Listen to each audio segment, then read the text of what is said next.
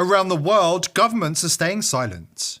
But in Japan, leaders are preparing for something else: revenge. After a wave of scientific trials confirm their worst fears, they're calling out the global vaccine agenda for what it is: a catastrophic betrayal of humanity, and in particular of children. Kids who were never at risk from the virus, maimed, even killed by the mRNA rollout. But here is what makes it undeniable. When Japan stops vaccinating young children, their health problems vanished. The deaths stopped. The numbers are crystal clear.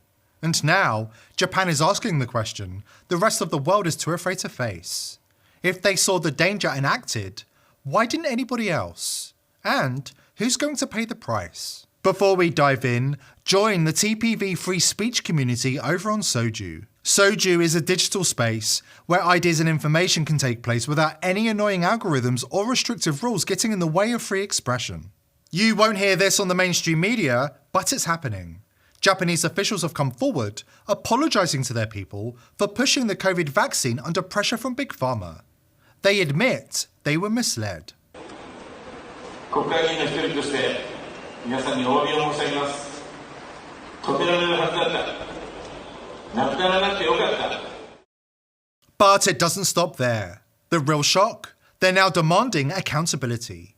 They believe crimes were committed, especially against the children, and they want justice. Some are even calling it a betrayal so deep, it warrants revenge. This is no longer just about health policy, it's about payback. 所有的美国未来执行疫苗的、强制打疫苗的任何官员都会上断头台和审判他，一个都跑不了。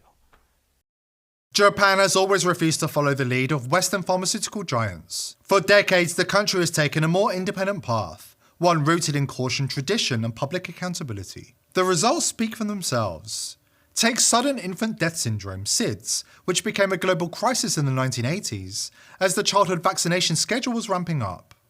While many countries ignored the signal, Japanese leaders took a stand. They raised the recommended age for vaccinations to 2 years old, sparking outrage from Big Pharma bosses. But here's the kicker.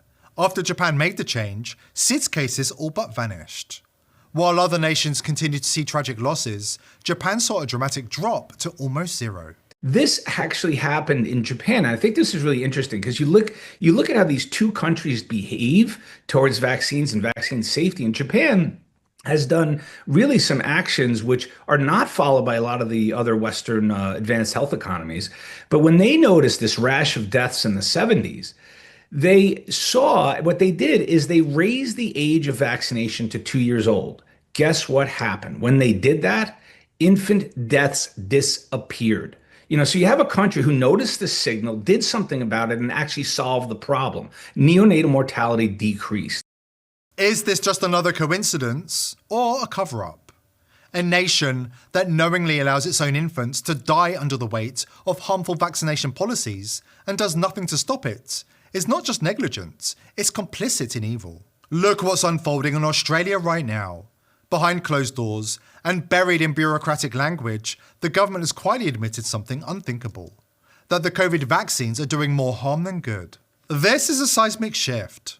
Don't forget, this is the same Australia that stood proudly at the front of the global elite's pandemic agenda, pushing some of the harshest mandates in the world, and refusing to admit that the vaccines posed any risk for anyone. But unlike Japan, which faced the public with apologies and demands for accountability, Australia isn't owning up.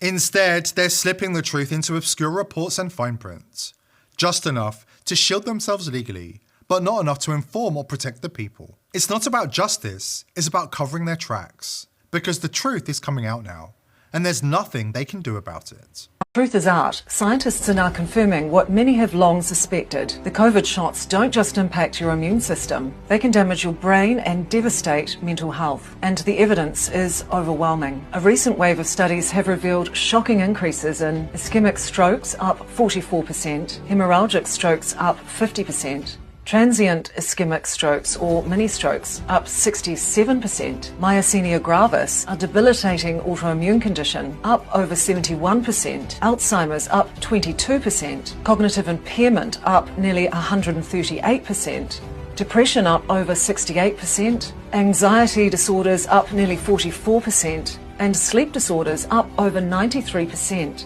all linked to one thing: toxic spike protein accumulation and persistence in the brain.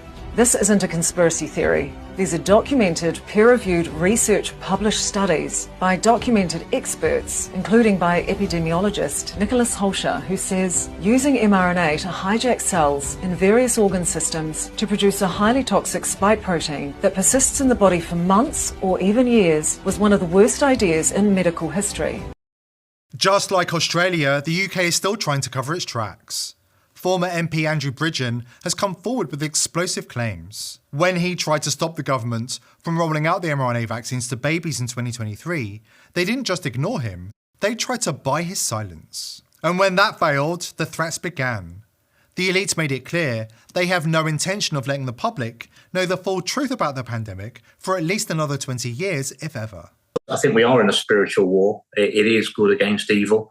I mean, I've met a lot of the people now we know who are have perpetrated appalling things against us. I know it's true. I know that the vaccines are killing and maiming people. How do I know? If it wasn't for the scientific evidence I've seen, which is mountains, and there's nothing ever contradicts it. It's not like there's a pile here and there's a smaller pile here. There is nothing here. There's just a great big pile here. And let's not forget, Liz, that 3 years ago, they tried to bribe me to shut up with anything I wanted, and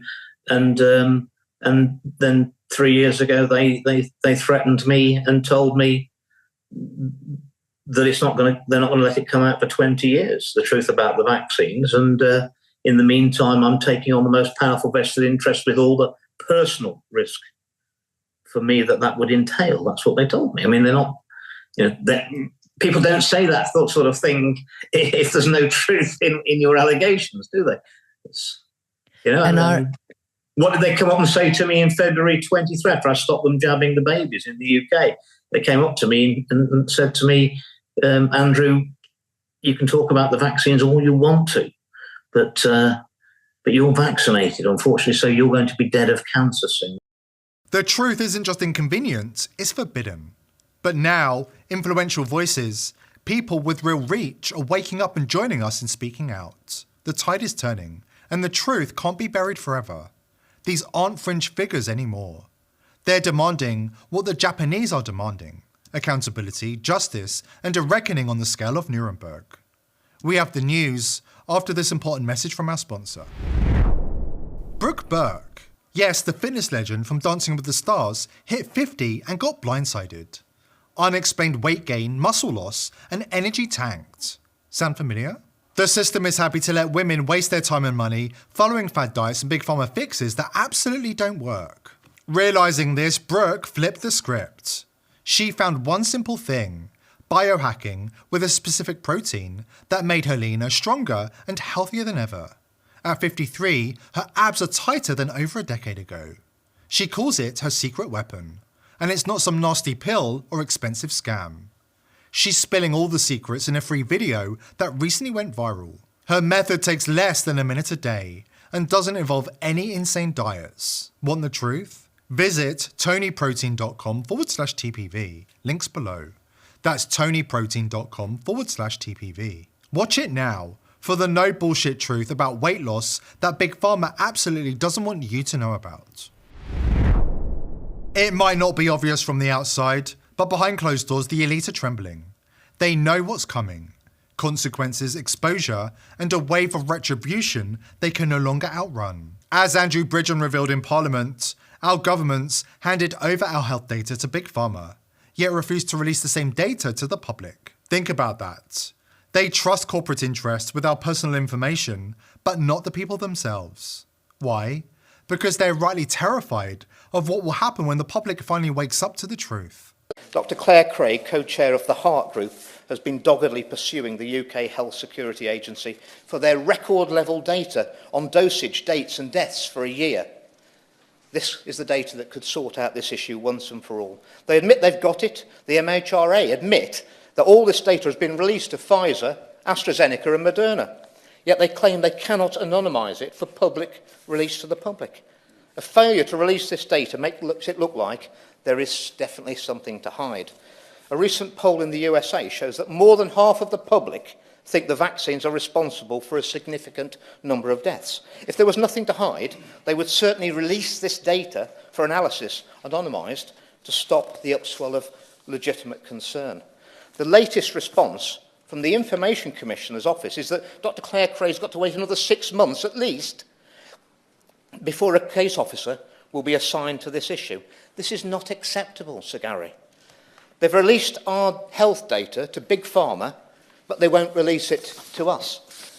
Sir Gary, before I was expelled from the Conservative Party for voicing my concerns over these experimental vaccines and the harms that I believe they cause, I met with a senior member of the party who, after listening to my concerns about the vaccines and NG163, the midazolam and morphine scandal, told me quite calmly, Andrew, there is currently no political appetite for your views on the vaccines. There may well be in 20 years' time, and you're probably going to be proven right. But in the meantime, you need to bear in mind, you're taking on the most powerful vested interest in the world, with all the personal risk for you that will entail. Sir Gary, I refuse to bow to that threat. And as they say, the rest is history. People have alleged that I'm spouting conspiracy theories. Well, I think it is a conspiracy. It's a conspiracy against the science. It's a conspiracy of silence. And, Sir Gary, it's a conspiracy against the people. And I will have none of it. So-called conspiracy theorists have enjoyed so many victories and vindications in the last few years that the term should now be proudly worn as a badge of honour. There are people who warned you about everything happening now 3 years ago. Now, they're waiting patiently for everybody else to catch up. Professor Angus Dalgleish has caught up. He's seen the data, and he's not staying silent. An emeritus oncology professor at the prestigious University of London, Dalgleish was once a vocal supporter of mRNA vaccines. But when he saw the real numbers, he broke ranks and became the elite's worst nightmare. Now, he's sounding the alarm on mainstream media to anybody who'll listen. According to Dalgleish, what we're facing isn't just a medical scandal, it's a crime on the scale of the Holocaust. And he's not mincing words. There must be accountability, and there must be Nuremberg-style trials. We're here today to discuss, the dreadful use of vaccines and the mandates that have caused so much problem.